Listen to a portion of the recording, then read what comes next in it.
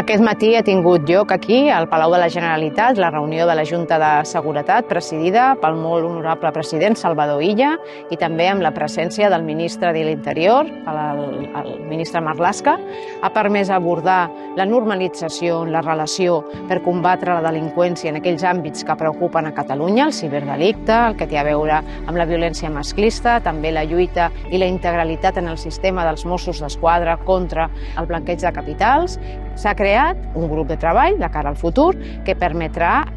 treballar en l'horitzó, també amb el Ministeri d'Hisenda, d'ampliar la plantilla de Mossos d'Esquadra en el 2030 a 25.000. A dia d'avui està autoritzada la xifra de 22.000 i per poder donar una resposta clara i eficaç a les diferents casuístiques d'inseguretat en els carrers i en el conjunt de Catalunya necessitem aquesta ampliació de la plantilla que s'haurà d'abordar, que s'haurà d'analitzar per dimensionar-la en les necessitats que requerim. I hem abordat un aspecte també que és clau i important, que és que ens integrem en el sistema de cooperació per evitar el blanqueig de capitals i la lluita, evidentment, contra el crim organitzat, que és un dels àmbits en els quals hem d'incidir perquè Catalunya sigui un país segur i donem la resposta adequada que ens demanen els veïns i les veïnes.